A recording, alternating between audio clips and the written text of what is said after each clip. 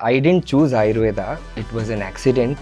Ayurveda just is not a medical science, it's much more than that. It speaks about life, it speaks about the universe, it speaks about philosophy. I believe that wherever Ayurveda ends, Western medicine starts. Wherever Western medicine ends, Ayurveda starts. They can complement. The unfortunate thing is, Indians don't even have a clue that Ayurveda was the first science which had surgery. Ayurveda is not slow, Ayurvedic doctors are slow.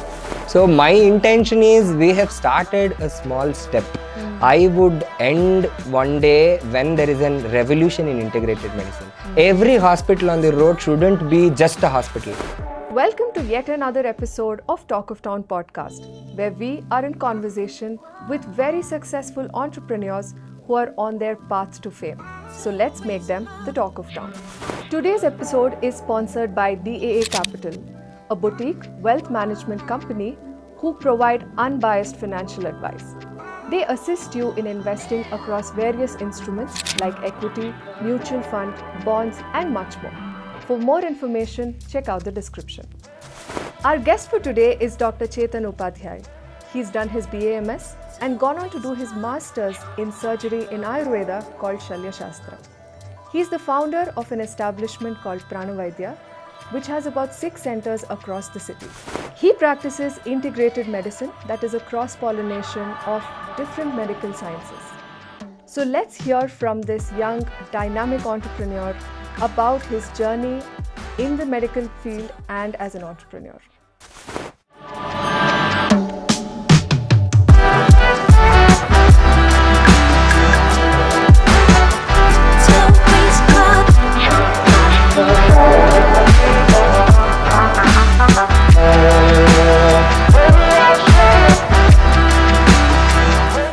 Dr. Chethan, welcome to our podcast. Thank you. I think my immediate thought is that you practice integrated medicine, I know, and your focus is Ayurveda. You did your BAMS and then you went on to do your Masters. Yes. Now, my first question to you is, what made you choose Ayurveda? Because today I think there's so much focus on medical itself. I just want to know, as a student, what made you choose Ayurveda? Okay, so I always tell, I didn't choose Ayurveda, it was an accident. And initial days I thought it was an accident, but now I'm feeling really lucky that it was a very good thing that happened in my life. So as you rightly said, it is always that people, whenever they get a thought of getting into medicine, everybody chooses MBBS. Yeah. And some of them who don't get MBBS seats end up in Ayurveda. So my case, it was little different. So I had an MBBS seat outside Udupi, but I was forced to stay in Udupi and study whatever in the Udupi. So my father told me, yes, get into any college, but only in Udupi. But the only thing was, I didn't have any MBBS college in Udupi. So the option was Ayurveda. That's how I landed into Ayurveda with absolute no clue. The only thing was, I couldn't join engineering because I was pathetic in maths, and I was pretty much sure that getting into engineering, I wouldn't get into second year also. I would have been stuck for first year. So I didn't have a choice. So the only option was, I had to go to Ayurveda. I entered Ayurvedic college with absolute no clue of what is Ayurveda. So even I had the same notion, Ayurveda is basically some jadi booty, the roots and kashaya and bitter medicines.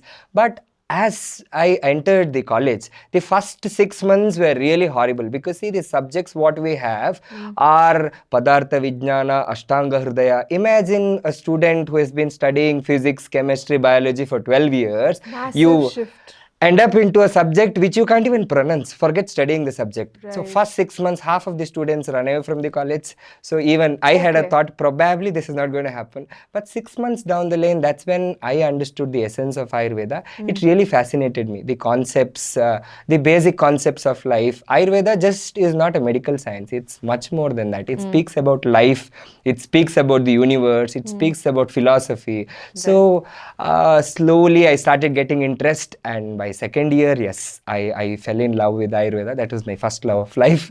So then going ahead, third year, fourth year, yes, I would say I got real good knowledge in Ayurveda, and yes, that's how my journey started. Wonderful. I think it's unheard of. It is because growing up in an Indian environment, like we can speak in our society, it's like engineering, MBBS. These are the two things you vastly hear. Correct. But I know the shift, there is a shift in careers that is happening now, and it's wonderful that now it is, yes, but Yeah. back then when we were studying, people, whenever after I got seat also, whenever I used to go out and talk to people, people was ಏನ್ ಮಾಡ್ತಿದ್ದೀರಾ? I would say I'm doing Ayurveda. Oh, Ayurveda na. So you Exactly. have to face such things, no? Then we were felt like we were somewhere out kept or things like that. But now I would say things have changed. Correct. And people have started accepting Ayurveda. Yeah, we had a tough time, but all good times have started to come. So Ayurveda is a great future. No, absolutely. So just quickly, some universities and things like that for, say, aspiring students. Okay, so university, Karnataka has only one university, that is Rajiv Gandhi University of Health Sciences. So Ayurveda also comes under it. So it's basically university for allopathy, homeopathy, Ayurveda, everything, including nursing, everything comes under it. So if I have to name some colleges, I have studied in SDM College, Sri Dharmasala Manjunatheshwara. So it has been one of the topmost colleges in India. This year we have been ranked the top India's second Ayurvedic medical college. It's an amazing place. So till date, if I practice Ayurveda so confidently and I've learned anything, that is because of that college. I owe my life, because see, studying Ayurveda, you have lots of colleges. But let's be very frank, there are few colleges who are really into Ayurveda and who teach you the essence of Ayurveda. Rest all colleges are, as I told you the story, people didn't get MBBS, just need a doctor degree, they end up here, 5 years not study Ayurveda, not study allopathy, you come out and are stuck, not knowing what to do. So, but if you have to really get some good knowledge about Ayurveda, SDM group of institutions, they have 3 institutions now. Other than that, in Bengaluru also there are Kalabhaireshwara College and a lot of Sri. If you have to name, there are a lot of colleges. You can do a good research or hear it from some Ayurvedic doctor and then get into a good course. Very nice. Moving on, I think you did a very interesting master's program. Yeah. So it is in surgery. Now, often you don't associate Ayurveda and surgery. So tell us a little bit about that path from an academic standpoint, because I think the association is not made there. Yes. So if you can just tell us about that. Exactly. So even now, when I go and when I come across people, they ask me, what do you do? I say I'm an Ayurvedic surgeon. The first thing, they have an exclamation. They're like, Ayurveda and surgery, how is it coming hand in hand? Correct. But the unfortunate thing is, Indians don't even have a clue that Ayurveda was the first science which had surgery. So we have references, Sushruta, till date. If you go to Royal College of Surgeons in London also, you have a big statue of Sushruta. So people have understood that surgery originated from India, but now Indians think surgery has nothing to do with Ayurveda. So what happens is, after you finish your BAMS, you have opportunities to do post-graduation. So in post-graduation program, there is one subject called Shalya Tantra, which is the contemporary version of the surgery in the Western science. So I took up Shalya Tantra.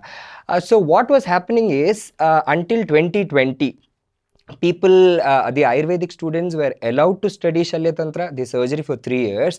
After you study, you come out, you're not allowed to practice. So it's like you're taught how to cook, but after you get married, you're not allowed to cook. So it's something like that. So what happened is, I finished my PG by 2020 October, and by all God's grace, 2020 November, Government of India passed a resolution telling that people who have studied MS in Shalya Tantra can practice surgery. So it was like a red carpet for me. I came out of the college, then the permission came. But the sad part is, till date, although government has given permission, there are hardly finger countable Ayurvedic surgeons who are practicing. Nobody practices really. They study in the college, but again, the problem is with the academics also. You don't get that vigorous training in surgery in your Ayurvedic colleges, because people have this notion of, see, medical colleges run by the patients. Now what happens is, crowd doesn't come to Ayurvedic hospitals for surgery. They go to Allopathy hospital for surgery. So how do you learn surgery in Ayurvedic colleges? But there are few colleges which train you very good for surgery. And the extra thing what Ayurvedic surgeons can do is, what I did in my life is, after I finished my degree, I came out and started practicing with one of the top surgeons. So I worked under... You mean an allopathic surgeon? Yes. I worked under a plastic surgeon called Dr. Pradeep Kumarian. Yes. Yes, for surgery, I owe him for my life. So he was the one who taught me from the scratch, and within 2 years, probably I would have done around 1,500 plus surgeries with him. So anything and everything. He was a daring surgeon, and see, surgery is a skill which is not taught in the classroom. It comes by practice. So you have to do a lot of surgeries over a period of time, then you master the skill. So that's where Ayurvedic surgeons really lack. So they don't go out and practice with allopathic surgeons. So until you do that, you don't come on field. So if you've studied for 3 years in books, and you again have to end up in academics, teach some other students how to learn for 3 years, they will also do the same. So I was the one who probably broke the stereotype and came out and started practicing. There are few Ayurvedic surgeons who do. Now, what is Ayurvedic surgery is basically, so you would have heard the conventional surgeries of hernia, appendix. We do that as well. There are few special Ayurvedic surgical techniques. They are called Kshara Sutra. So we have couple of medicines we prepare in Ayurveda, and we have special Ayurvedic surgical techniques. Especially we specialize in anorectal diseases, for example, piles, fistula. We treat a lot of fistula cases which have been recurrent. If you do a conventional surgery, there are high chances fistula can come back. Yes, but in Ayurvedic techniques, using Kshara Sutra, we can ensure that it doesn't come back. Now, these techniques have been written in Bailey's love of textbooks of surgery also. So it has started getting recognition, Ayurvedic surgical techniques also. So we specialize exclusively in such subjects. Other than that, the normal general surgical subjects also, yes, we practice. Superb. And I think it somewhere lies with education also. People need to be aware that this is there, and I think that's what your establishment does. Yes, yes. So you run an establishment, you're the founder of Pranaviya. Yeah. First of all, I really love the name. It's really very intriguing. So can you tell us a little bit about what are some of the things Pranaviya does? Okay. So if I have to explain that, I should tell you why we started this. Yes. It comes with a very noble cause. It's not that I had to start one company or a hospital. I had an option to start another hospital in the road. So like all the other hospitals, we wanted to do something very new. The reason being, when I started my surgical practice, every patient I see, the moment I say you will have to get operated, the answer patient would say is, can we do anything without surgery? Doctor, can you help me without surgery? Now, I know with Ayurveda, I can help them using Ayurvedic techniques. But sitting in an allopathy hospital, if I do this, 10 patients I convert from surgery to non-surgical, they'll throw me out. Right. But the other side, if I go to some Ayurvedic hospital, for a case which is genuinely in need of surgery, they would say, Illa, let's do Ayurveda. Let's do it for 1 year. Then once things are out of control, then they send to the surgery. So there is a lot of gap in the healthcare system. Basically, I would say the healthcare system presently is the system oriented, not the patient oriented. Now I am an allopathic doctor who can crook, I treat everything with allopathy. Now I'm an Ayurvedic doctor. So that's not how it works. Every system, I believe that wherever Ayurveda ends, Western medicine starts. Wherever Western medicine ends, Ayurveda starts. They can complement each Yes, other. that's how it has to be. So this thought, I wanted to bring it in reality. When I told this thought to people, first thing all my doctors told is, don't do this, you're running out of your mind. Because bringing an Western doctor and Ayurvedic doctor together and making them see a single patient and making them discuss about the case is something which nobody would even imagine. Correct. Even I had this fear in me, but then, okay, let's take this risk. So I started it off. Initial days, I had a lot of hiccups. Then I started filtering. Now I started identifying doctors who are like me, who have an open mentality. So keeping patient-centric thought process in the mind. Now what we say in Pranaviya is, a patient comes to us, we analyze the patient. We make them see an allopathic doctor, we make them see an Ayurvedic doctor. Then both of them discuss together. Then they realize that, boss, I think at this point of time you should do Ayurveda. After 6 months, once it is one stage, then I'll take over. Otherwise, the vice versa they do. So this facility is nowhere available. That's where we started, and that's how Pranaviya basically originated. So we are a very young company.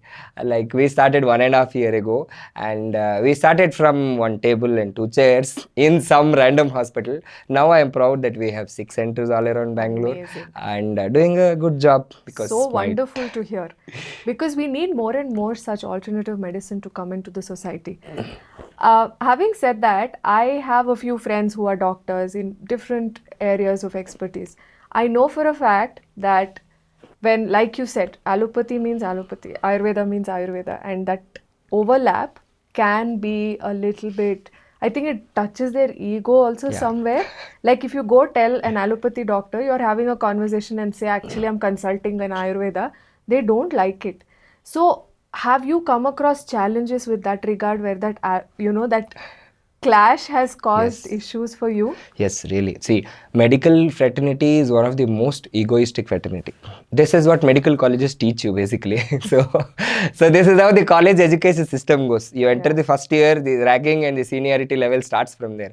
You get into academics, you have the professor. See, this industry is like this. We don't work like corporates. In corporate, you can call your boss by your name, by his name. In medical fraternity, no. If you call your boss by his name, you're done. They will not fire you, but they'll make your life miserable. So there is a lot of ego component in every step of the medical fraternity. So in practice, definitely it is there. Now what happens is, for an instant, if I'm an Ayurvedic doctor, you tell me you're being consulting a neurologist, then I see you are a prospect for me. I can tell you, what are you doing with the neurologist? They don't have a proper medicine for nervous system. They will just give you some medicines which will mask your symptoms. You come to Ayurveda, I'll treat you from the core. Now, for an instance, you consider I am a neurologist. I say, what are you doing in Ayurveda? That's not even a medical science. They are not even doctors. What are you taking from them? So this egoistic component is definitely there. But I am one way happy that it is little getting changed.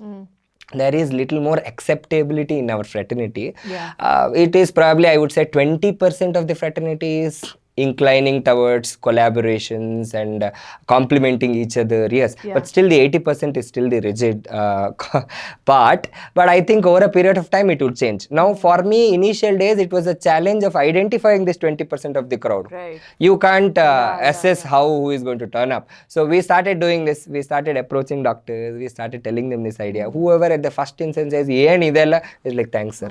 You not be for me." Yeah. you be happy with your practice."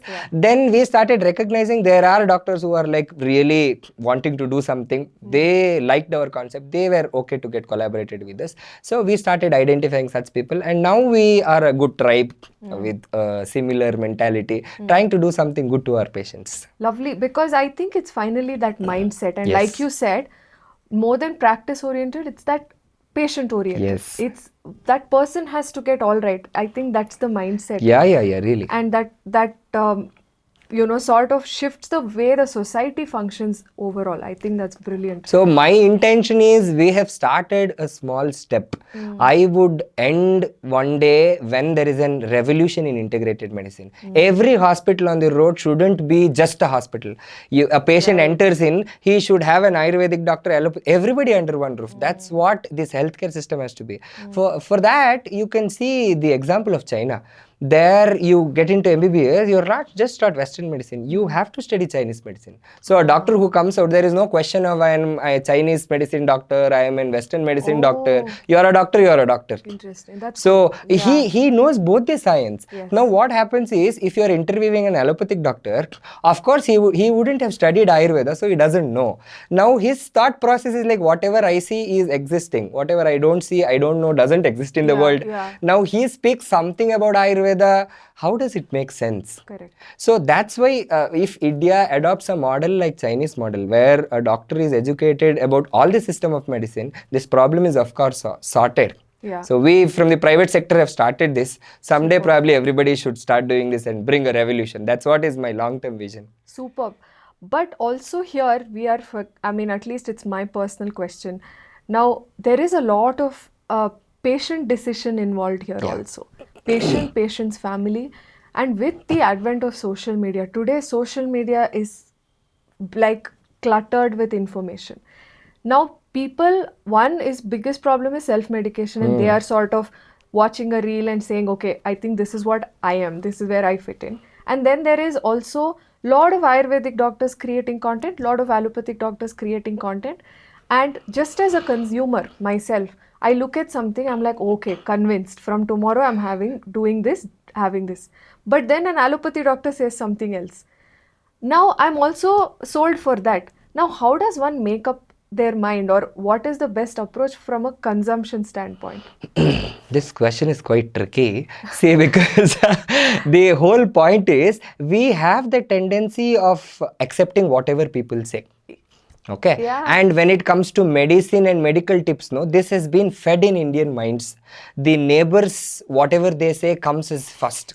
And this is not our problem. This comes from our childhood, because you would have But seen a our friendly mom. neighbor is social media now. Yeah, that's all. So it has been replaced, I would say. Yeah. This habit has come because we have been seeing our mother, we have seen our parents doing this. They listen to someone, then they start doing it at our home. So that's what has probably imbibed in us. Yeah. That's why we have started listening to whatever the social media comes. I say, see, social media is basically a double-edged sword, according to me. Okay. So what happens is there are very good content creators in social media. Yeah. They are Ayurveda has gained fame, yes, because of some content creators also. They have brought out the content of Ayurveda into limelight, because of which people have started understanding it. The other side of the coin is there are content creators who are creating nonsense on social media. In the name of Ayurveda, they don't have reference. They start telling whatever they want to tell from whatever they have heard without a proper source. So if in a consumer point of view, if you ask me, I would say always verify the source. If you have a content creator coming up and telling, for example, you what are the things you have to have daily? For example, the balanced diet. Now, if an Ayurvedic doctor as a content creator has to explain this, if I am in that position as a qualified Ayurvedic doctor, I would always come up with the content telling that Shashtika Shalimsha Mudgamsha Saindavama Likiyavan Antariksha Payam Sarpin Jangalam Madhuni Chabyaset. Now I tell the shloka, then I explain these are the things, for example, rice or the honey or the green gram. These are the things which I am supposed to have daily. Wow. So listen to content creators like this who have a authenticated source. Now this is not Dr. Chethan is telling from his pocket. I am quoting a shloka from Charaka Samhita Sutrasthana 5th chapter. So it's a valid source. So start listening to content which has valid authorization or which is Coming from a solid base, yeah. yes, solid base Yeah. with the reference. It's not that just any Ayurvedic doctor coming up and telling, don't listen to that. Someone who comes with a proper source. Or you have very good content creators who quote something, then at least in the captions they have the shloka written or the textual reference. So for your cross verification, you can go back and refer the text. Okay. So that probably is an answer for this, so that you always validate your source of social media or anywhere you come across any knowledge. Super. Now, just shifting the focus back to Pranaviya, can you tell us one sort of case where there was a good marriage between allopathy and Ayurveda, and you were able to help the patient? Okay, so we do a lot of onco work basically. Onco is the cancer work. So cancer, there is a big stigma and phobia in the society. So we had a case of breast cancer. She was operated for right side in one famous hospital, and that surgeon had asked her for chemotherapy also. After 2 sittings of chemotherapy, she started developing a lot of vomiting, nausea, fever, and she went very debilitated. The best thing she was supposed to do is get admitted to the hospital, but she listened to her neighbor who told her that go to Hubli, there is one folklore guy who gives you medicine. With that, your cancer will be cured. They saw the Instagram and they cross-verified, and she didn't get admitted. She stopped her chemotherapy. She went to Hubli. She took those medicine for like 1 year or 2 years, after which she somehow became little okay. But end of 2nd year, she had cancer spread all over her body. Both the breast she had filled with pus and it is pouring out. That's when they had no other choice. That's when they ended up in Pranaviya. The first time I saw her, I got scared, because you see, I just opened the chest, everywhere there is pus pouring out. I asked, what is wrong with you? What have you been doing for these many years? She told, I've been taking folklore medicine. Then what do you do now? So that's where we had to exactly do an integrated medicine. Now the case scenario, if I have to switch, if she had gone to some Ayurvedic hospital, they would have told, yes, we'll try some Ayurveda. Another 6 months of delay. If you have gone to an allopathy hospital, they would have done surgery, again ended up in chemotherapy, which she wouldn't tolerate. So what we did in Pranaviya is very interesting. I called my onco surgeon. I consulted the patient, he consulted the patient. We had a back and very vigorous discussion with lot of textual arguments and quoting each other's references and stuff. We had a very good discussion. We came up to a conclusion that first we will operate because she is into very much agony, lot of infection everywhere. We operated bilateral mastectomy, we did a LD flap. She recovered wonderfully. The next thing was we were supposed to give her chemotherapy, but we know she is not going to tolerate chemo. That's when we started Ayurvedic medicine. Now it's almost a year, she is improving, but one thing we have to accept is she can't survive for long because she has done it to herself. She has delayed her treatment, there is metastasis everywhere, but her quality of life is amazing. She is living a happy life. Instead of chemotherapy, we have given our Ayurvedic medicine with which she is surviving. Got it. And that's how it is going good. Another case I will quote in a brief. I recently had a patient who is 32 years old. She has totally 12 diseases. So name an autoimmune disease, all diseases which only probably people have seen in the textbook, she has it. She has vasculitis, she has PCOD, she has infertility, obesity, thyroid, and she consulted some doctor. He gave her medicines to reduce her weight, which is for diabetes. She developed diabetes also. So she came to me with like 12 medicines, 12 diseases, and I was like, what to do? Then we started Ayurveda. But the problem is she is already on high doses of steroid. Now from my end, it is not ethical that I stop steroids from my end. So I asked her to meet my rheumatologist. So he was the person who consulted her and tapered her medicine. Meanwhile, I started increasing my Ayurvedic medicine. Within 4 months, we were able to make her off steroids. Now she is only on our Ayurvedic medicines. In fact, under 2 months, I will stop her Ayurvedic medicines also. She was around 92 kgs. Now she is 64 kgs. She is very healthy. After 6 months, we are planning medication so that she can get into pregnancy also. That's how the amalgamation of both the system of medicines can make a difference. She was the one who had already getting thought process of committing suicide also. Because see, this is definitely a trauma. You are on lot of medicines, especially steroids, and the steroids have already started showing their color. And it affects your day-to-day life. That's what. See, what would have happened if she wouldn't have landed up in Pranaviya? 5 years down the lane, either steroid would kill her or the disease would kill her. So that's where we were able to make a difference, and now she's very happy. So this is what gives a lot of satisfaction, that you've started something out of the box and this is fetching you results. Absolutely, absolutely. Yes. Okay, that brings me to the next question that I have. Often when, say, we're talking about common cold, cough, general day-to-day sort of issues. Now, if I have to go to Ayurveda, the general notion is it will take a long time. Yeah. And you need relief instantly because it's bothering you from a lifestyle standpoint. What is your take, or how should people think about this? I often hear people telling Ayurveda is slow. I always correct them that Ayurveda is not slow. Ayurvedic doctors are slow. See, the problem starts from their college. So everybody is in the trauma that not got MBBS seat, just came here to be a doctor. So they don't learn Ayurveda with pure love and understanding. It is a science which needs your dedication. It's not as simple as other sciences. You will have to put your blood and sweat, only then you understand what the science is. So 5.5 years, it is just that for your sake of exams, you've studied some Ayurveda and you are always waiting to come out of this college and put your stethoscope and start giving dolo, cetirizine. This is what 90% of the students in Ayurvedic colleges do. So you have not studied good Ayurveda. You come out and you practice allopathy. How do you expect an Ayurvedic doctor to prescribe you very good Ayurvedic medicine? Now, such doctors will prescribe you medicines which will take 10 days, 15 days for a common cold to go. Now, for all practical reasons, even me or you can't take 15 days of medicines or a break for just a common cold. You go to the next allopathic doctor, 2 days, you're all right. Or probably to the pharmacy and say, OTC counter, yeah. So what happens is, but if you go to very good Ayurvedic doctors, probably who have got sound knowledge of Ayurveda, even my practice is this way. Yeah, I get patients for common cold, cough, asthma, fever. I am an Ayurvedic doctor who get patients for fever also. Within a day, I make sure that the second day patients are asymptomatic. We have medicines in Ayurveda. Yes. See, there are medicines in Ayurveda, some tablets like Lakshminarayan rasa or Nabhivati, which are amazing. See, Nabhivati has a very good painkiller effect, which is almost equivalent to diclofenac. It's an Ayurvedic medicine. Now, Lakshminarayan Rasa is a tablet, or Mrityunjaya Rasa is a tablet with which has an antipyretic activity which is much similar to Dolo 650. Now, if you take Dolo 650, you need 45 minutes to 1 hour to fever to come down. If you take 2 Mrityunjaya Rasa, within same time limit, your fever will come down. It is not just that, it will improve your immunity also. So, it is giving you an extra benefit. But the problem is, majority of the Ayurvedic doctors don't do this. See, this all starts from here, that the doctors themselves are not very confident on what they are trying to do.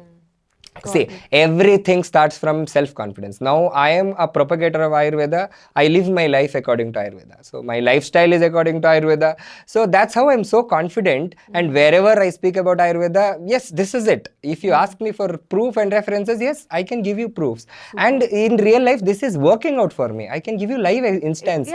So, I want more and more Ayurvedic doctors to start developing practice like this, so that at least we come out of this blame that Ayurveda is slow. Because we have to do justice to our acharyas. They have given us such a wonderful system of medicine, and they have been pioneers in practice. Now, after these many years, we showing our incompetence of not studying the shastras properly and letting people blame on the system. That's not the right way, no? Yeah. Hopefully, after this conversation, this is spread across. Yes. Because I really think that Ayurveda has no side effects as such, and it has multiple benefits in the long run also. I want to correct your thing. Ayurveda has no side effects has been taken in a very wrong way in Indian community. I had patients, I prescribed them 20 ml of kashaya. I have patients, see, some kashaya, some asavaristas have little alcoholic base. That's a system of administration of medicine in Ayurveda. So what happens is they think, hey, the Ayurveda bido yenu agalanta. I have patients who drink 500 ml, 300 ml, but it is wrong. There are some potential medicine. For example, my practice is like this. I do a very hardcore Ayurvedic practice. When it's Ayurveda, I have some medicines which are taken in little extra dosage, come up in very bad shape. I have patient, I give one medicine for dandruff. It's called Durdura Patradi Tela. I strictly tell them only twice in a week you're supposed to use this. After applying this oil, after 2 hours, make sure you wash your head. Don't keep it overnight. Some patients are so casually Ayurveda. So I had one patient who used it 1 week continuously. The next week he came to me with his face swollen like a big kumbulkai only. Such big face he had. I was so scared. I asked him, what did you do? He said, ಒಂದು ವಾರ ಹಾಕೊಂಡೆ sir ನೋಡಿ ಮುಖ ಎಲ್ಲ ಊದ್ಕೊಂಡ್ಬಿಟ್ಟಿದೆ. His eyes is almost out. Oh my God. Then we had to do a lot of other therapies and make sure that complications are settled. Don't take Ayurveda for easy. Okay, that's it is good. not. Okay. We use lot of poisons in medicine.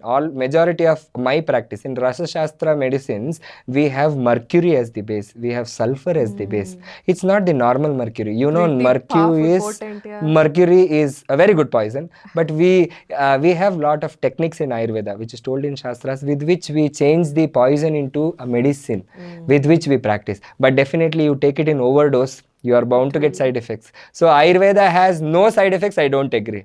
Done in a right way, taken by a right doctor, it is wonderful. You do it by yourself. There is one good shloka, Yata Visham Yata Shastram. Charaka says, Ayurveda or our medicines are like, you can use it as Visha, you can use it as Shastra. Shastra can be used for good things, Shastra can be used for bad things. Yeah. The same way medicines also can be used. It's in the hand of a wise physician how he uses it. And a patient also has a set of qualities. There are set of qualities which a patient has to have so that he gets cured. So first quality of his is, he has to be Bishagvasha. I mean, you surrender yourself to the doctor, not in literal senses. Just follow his orders. Just follow. Yeah. Until you are in my medicines, under my treatment, please follow my orders. Yeah. Don't do something out of your thought process so that you don't end up in a bad shape. So Ayurveda has no side effects, is somewhere not accepted. No, I like that we are busting a lot of myths here. Yes. Great.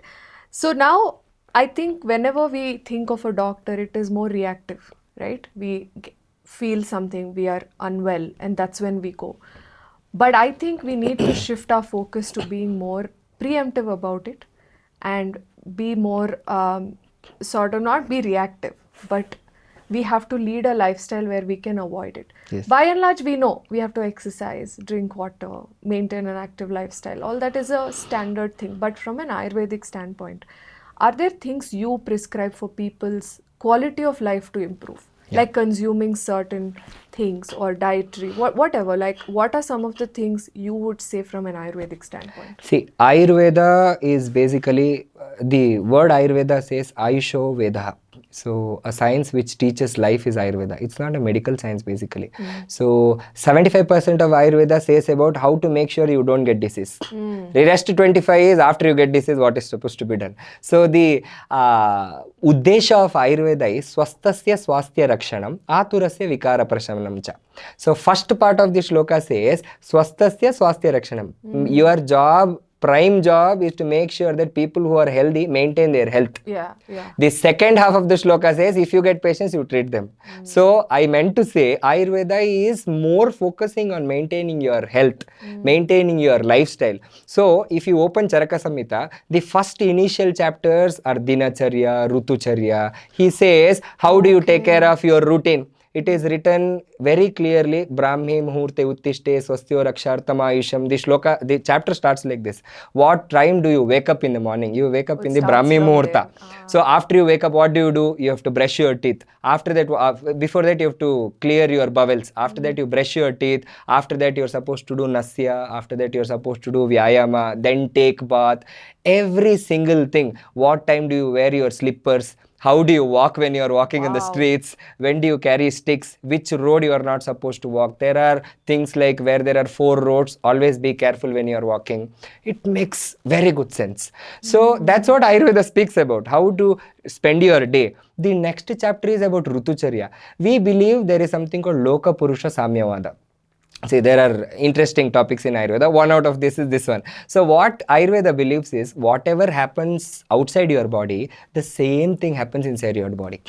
So your environment. Yes, your body reflects the outer changes. Now, if there is winter season, you would have observed, definitely you have a lot of appetite. You start eating a lot because it is complementing and making sure that your body needs a lot of energy. That is why your metabolism rate is increased. So you eat a lot, you're building up a lot of heat in the body. So Ayurveda says in specific Rutu or in specific season, what is the diet you're supposed to have, what is the color of dresses you're supposed to wear. It goes to a detailing, telling what is the paint you're supposed to have in your bedroom, what is the paint you're supposed to have in the living room. This is what is told in Charaka Samhita. So that detailing of life is explained in Ayurveda. So if everybody can't follow it up to that extent, at least some tips what Ayurveda says. See, I live my life as much as possible what Ayurveda says.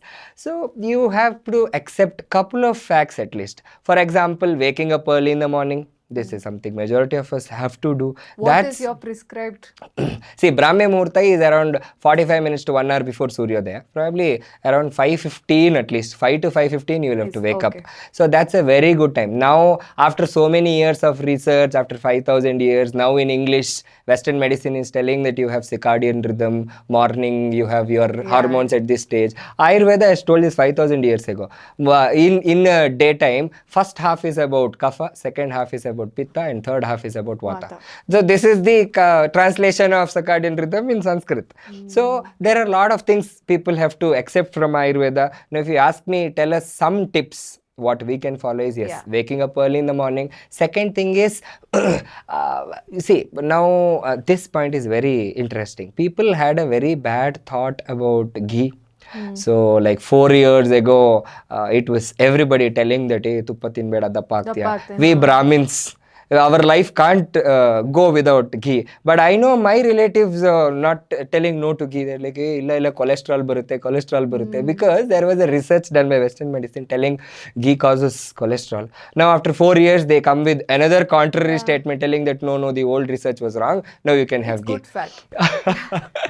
So, but Ayurveda has told 5,000 years ago, if anything in the world is the best, that is ghee. So it has qualities which can do anything. So it is one of the important thing what you're supposed to have in your daily life. So include a lot of ghee in your diet. When you say lot, can you put a number to it? Like If This is a very good question. See, Ayurveda is not like Western medicine. We don't tell this many calories, this much protein, this much fat. See, Ayurveda believes Purusham Purusham Viksha. Every person is different.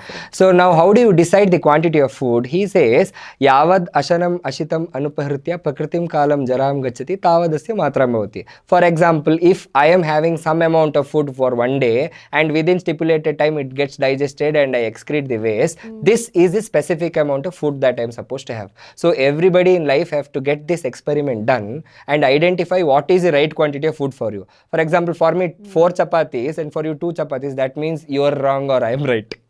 So allopathic medicine says, yes, this much is the amount of calories a male should have, a female should have. That is not the right way of doing it. So because all of our natures are very different. Ayurveda believes this way. This is a very nice concept of understanding human science. No? So you can't basically quantify amount of anything for anybody. Right. So you do, for example, you try taking 3 to 4 spoon of ghee every day for like 1 month. Then you see your body is very good, but you get that feeling of solid strength from inside. You feel your joints are strong. You feel your body is well lubricated. Your GI system is going very smooth. This is all an indication this quantity is good. If you don't get these symptoms, next month you are increasing the dose little. So that's how you do a little experiment and identify what is good for you. Okay, so we did waking up early.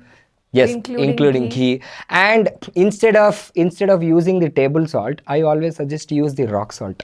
See, one small thing which changes can bring a lot of change. The normal table salt is told to cause tridosha prakopana. It does distortion of vata, pitta and kapha, all the 3 doshas. On the other side, the rock salt brings all the 3 doshas into normalcy. So now everybody is used to table salt. In our kitchen we use rock salt. So by rock salt you mean kallup with the regular white? No, the Himalayan pink salt. Yes, okay. It's called Saindava Lavana. That's a wonderful medicine. For a lot of diseases we just give Saindava Lavana with some other medicines that only will act. Placebo. So not placebo basically, it has effects. Okay. It brings all the 3 doshas into the normalcy. So now I told you about the balanced diet. Now if you refer to the Western medicine, they say carbohydrates, protein, fat, fiber, vitamins and electrolytes. Now let's recall this shloka what I told. He says Shashtika Shali, which is basically the rice which is grown in 60 days. If you have, this is something you have to have daily. He says this is the carbohydrate for your body. Next, Shashtika Shali Mudga. Mudga is the green gram. You should have this daily. This is the protein. Then after that he has ghee. Okay, Shashtika Shali Saindava. Saindava is the salt what I told, which gets you electrolytes. Then he says ghee, which has a lot of essential fat. Then he says milk, which has a lot of vitamins, which includes all the vitamins from A to K, whatever vitamins is there. Then he says Antariksha Paya. Antariksha Paya is the water. So now if you read this shloka, it is an English, the Sanskrit version of your balanced diet. It has protein, it has carbohydrate, it has essential fat, it has electrolytes, it has everything. So that's what I want everybody to understand. And don't just go in a fashion of that I am in a, calorie deficit. I have seen Google that 2500 calories is my today's target. Tomorrow I'll get into 1500 calories. Somebody sitting in US doing some research doesn't make sense that it works well in India. Body types are so different. Weather is so different. Weather is so different. Yeah. For Western people, for example, for people in London or US, having meat daily is a good thing. Yeah. For their weather. In Ayurveda, it has been explained. For countries like, Ayurveda is not an Indian, universal. Yeah. Ayurveda is understood for people living in such areas, having meat is okay. But for Indian people, having meat daily is not correct because our tropical weather doesn't suit.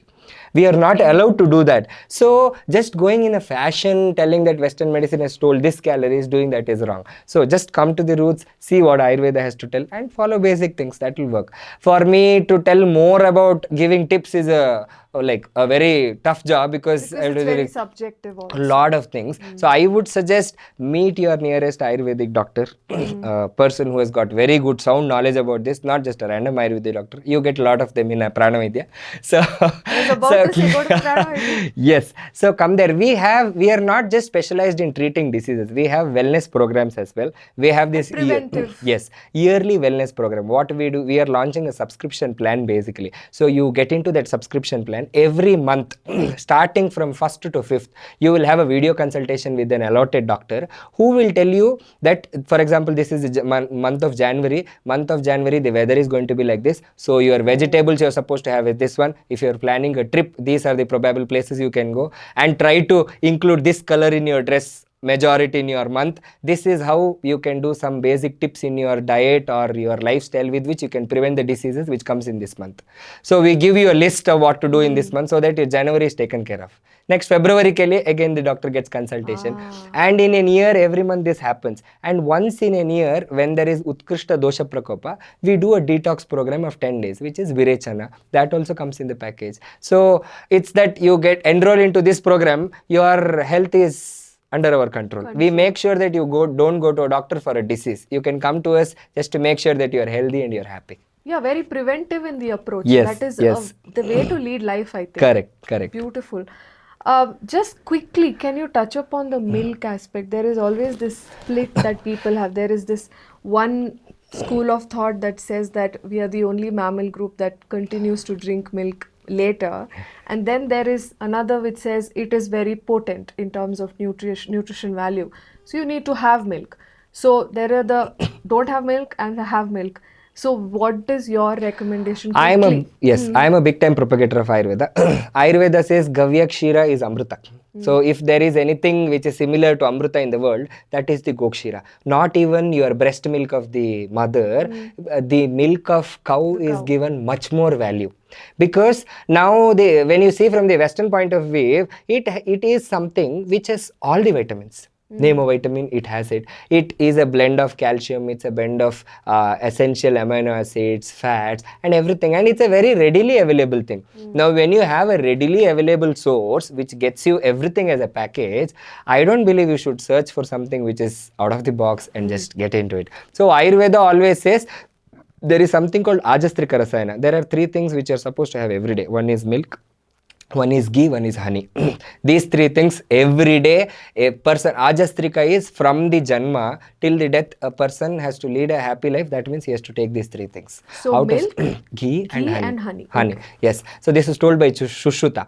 So he says person who has this daily in his life will not get any disease. So that's what is the importance what we give in Ayurveda for the Gavya Kshira.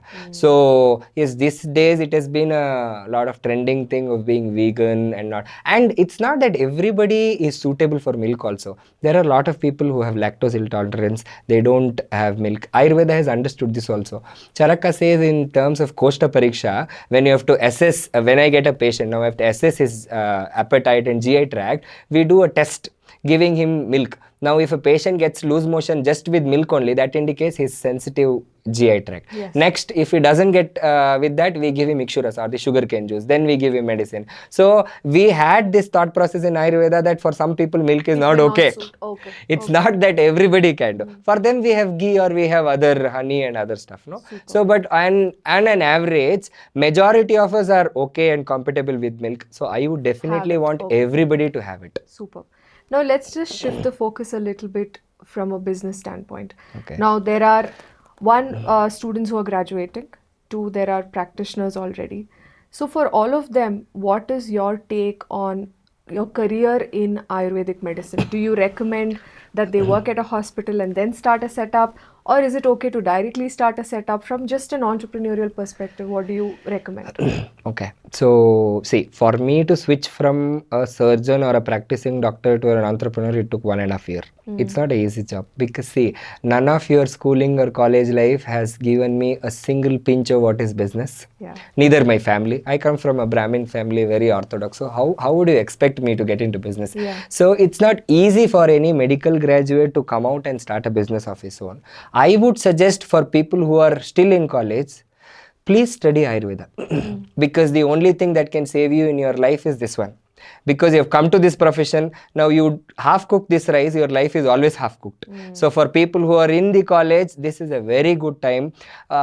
You have to study hardcore Ayurveda. For people who have come out, First thing is you have to be confident on what you've studied. Now, all the problem with Ayurveda has started because the Ayurvedic doctors are not okay with the science. I know a lot of Ayurvedic doctors who themselves don't take Ayurvedic medicine, then forget prescribing to other people. You really don't have that confidence on your system of medicine. How do you expect you can Walk the talk, yeah. convince the Yeah. patient to take Ayurvedic medicine? Yeah, No? yeah. So first thing is, go back and understand what you've studied. I would say if you are studying Ayurveda, coming out and practicing allopathy, it's a crime. Because if in your place there would have been some other student, he would have studied and he would have contributed something to the science. At least for that sake, please don't kill the science. So get some confidence on the system of medicine, what you have studied, what you're supposed to practice, then start promoting it and propagating it. Okay. In terms of business as such, back then Ayurveda had a very, not very good opportunities, I would say, but now there is a very good acceptability.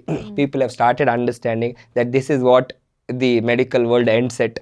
Not only Indians, outside world also has started understanding. You have very good career options inside Ayurveda, outside Ayurveda. Back then, a lot of countries were not allowing Ayurveda to be practiced, but now majority of the countries have opened up. You can go out and practice outside. I would suggest first let's make Indian population understand what is Ayurveda. So in terms of entrepreneurship, if you have to start your own setup, things are little still not up to that extent good that you can start a normal Ayurvedic hospital and wait for people to come. See, because an allopathy hospital, people can randomly walk in, your fever, cough, cold. But for an Ayurvedic hospital, for people to come, you need that, trust factor. You have to develop that. Belief, no? They have to believe in that medicine. So that's what I did basically. I had an option of opening a normal Ayurvedic hospital and wait for a year for patients to come. But we came with the trend. We started using other mode of getting patients. We went into a lot of digital marketing. We basically, Praanavaidya is not just an hospital. We are a proper company. We run by process. Now people ask me, how did you expand so fast? Because from 1 year, from 1 center to 6 centers, because we are process driven.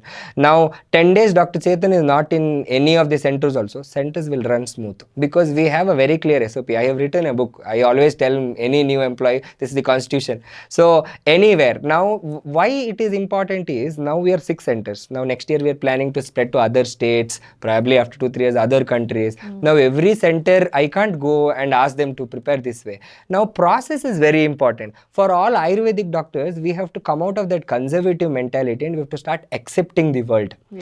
Before you enter into business, you should understand how business works and be open to accept whatever you learn from. I have been trained by a lot of people in terms of business. So that's how we have been able to get the process in place with which we are able to expand with such a great speed. So the key take home, what I want all the budding entrepreneurs in terms of Ayurveda is, government is supporting you. Ministry of Ayush is behind all entrepreneurs. Do anything related to Ayush, they are behind you. So the government is there to support you. The whole population of India is accepting you to. Society is more accepting, and people are really interested to know. Now whenever I go out for speeches, when I tell some very crispy things about Ayurveda, which I know is a very small thing, but it's very fascinating for the common public, no? So when the world is opening up, this is the right time to strike hard. I know definitely another 2 to 3 years, Western guys will come into India and they'll make Ayurveda big. Before that, let's do it by ourselves, so that in terms of business also you get good visibility and you make a good business, and you have the self-satisfaction that you have contributed to your science. You have made justice to what you have studied, no? And the beauty is, I think, all these things that you Ayurvedic practitioners mention is in your kitchen. You don't have to walk into a pharmacy, buy chemicals, that's how I look at it. That's a whole different topic. I go to deliver speeches regarding pharmacy kitchen or kitchen made in pharmacy. That's we can speak for 2 hours. I can tell you all your medicines is there in your cupboard. You have to just assemble and know how to use it. Beautiful. We'll do another session on this for sure. Okay, I think there's a lot of takeaways, Dr. Chethan. I think it has been great. But now let's get into pointers, okay, quick ones. Top 3 do's and top 3 don'ts for someone who's thinking of starting their own Ayurvedic establishment. Top 3 do's, I would say, first thing is network. See, if you are into healthcare, you're just a practicing doctor, you definitely network with your fellow doctors. But you getting into business, you should network with everyone, because business is not just with doctors. The moment I became a businessman from a surgeon, the first thing I did was I networked with everybody. I started getting into a lot of networking platforms, because the more connects you have, the more confident you are, and the more easy you can get your job done. Second thing is discipline. My life works with a lot of discipline. See, anything good in your life has to happen, that is because of discipline, is what I believe. So I follow a very strict routine. This is like, it's like a calendar what I do. So probably that gives me a lot of boost and energy with which I can work for like non-stop. So discipline is a very important thing. The third thing I would always suggest is consistency. Any business for that sake is not easy. For people from outside, it looks like Pranaviya 1 year, 6 centers. Oh, this fella is doing good, he has a happy life. But the story and the scars we have inside, we know. Every business has its own problem. I wouldn't say problem, lessons or teaching. So at times when the company was into 6 months or 7-month phase, at times I had very bad break evens. Probably I thought I wouldn't continue this. Probably this idea is not going to work out. Back then, if I had dropped off, I wouldn't have been sitting here and talking to you also. So it's all about being consistent. Exams are always there to make you much more stronger. Correct. So I believe in terms of business, being consistent and making sure you get distinction in all your exams will definitely make you successful. Super. And in terms of don'ts, first thing, if you are into medical industry, don't develop hatredness in your community. I have lot of examples. I don't want to quote. There have been lot of companies who have created a havoc in medical industry. They made very good business, but got a very bad reputation inside the fraternity, and that was the reason for their downfall. So respect your fraternity. See, because our industry works this way. One way it is good also. It's always that I look upon my seniors. For example, I told you Dr. Pradeep or my seniors who have taught, I respect them like gurus, and I have a lot of respect. So don't ever mess up with the community. Make sure you are a good person and have a good rapport. Someday you are stuck, all your community and fraternity will come and help you out. That's one thing. So don't mess with your fraternity. The second thing is, don't be in too hurry when you take decisions. This is somewhere related From to your a business do's. standpoint. Yes. So always see, I get lot of offers for franchisee. Even when last 6 months we had lot of offers, people were asking that we need franchisee, but we told, I think I am not yet ready for it. Because see, if in case I would have given franchisee, by now I would have seen lot of money. But I feel we should get our operations still more stronger. Just wait for the right time. Business is not going to happen overnight. This is what my mentor taught me. So he always used to tell, if business is going to happen overnight, probably everybody would have an entrepreneur.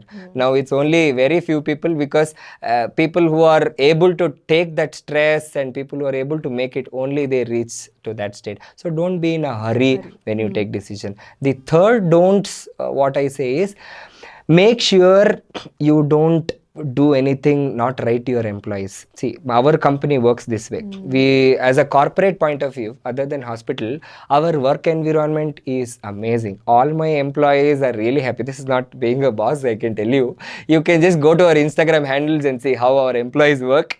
And once you are into our team, in the team of Pranaviya, nobody resigns. Only because of some reasons, if they have to go, I have everybody crying and then leaving our campus. Because see, we have developed an environment that way, because our industry is people-driven business. We don't have a product as such. If you ask me what is the product in Pranaviya, all my doctors, therapists, they are the products. So till the day they are doing it by their heart. Now, if my doctor is not seeing a patient with heart, now any doctor you see in any center of Pranaviya, it is the same. Initial days, patients used to come and ask me, Dr. Chethan, now nobody asks me, because we have a very strict protocol. Any doctor entering to Pranaviya, he has an induction program, he has an orientation. We have a clinical protocol. Any center of Pranaviya you go, he gets the same medicine, he gets the same treatment. So, if he doesn't do it by his heart, if a patient is not treated by the doctor with full heart, if a therapist doesn't do a therapy by full heart, definitely I can't expect a result. And that comes with setting up a very employee-centric That's why I always tell my team that whatever it is, make sure everybody in the room is happy. Till the day you have a small person or the last person in the team not being happy, he can create a mess. So keeping your team happy and growing together is the key probably I see. Yeah, that's wonderful. So before we conclude, one last advice for entrepreneurs in your field. One last advice.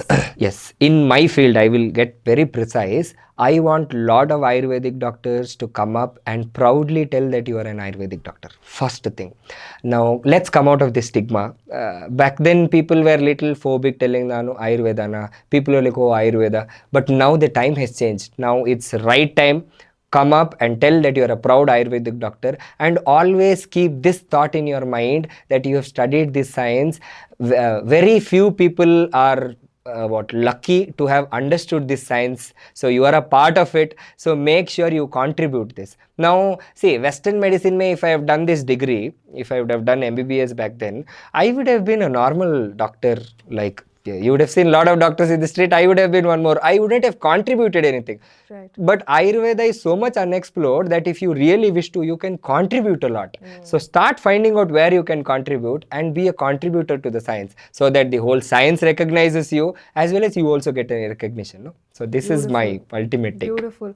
I think this conversation has been very, very, very interesting. Lot of myths that you've busted, lot of things that we can take away. Thank you so much for your time and really appreciate all that you've shared with us. And this video is sponsored by DAA Capital. They are a boutique wealth management company that is into unbiased wealth advice. They are also advisors in multiple instruments like equity, mutual fund, bonds, and much more. So, we are very grateful for our sponsors for today. Yes. Thank you. Thank you. Baby, I'll show you.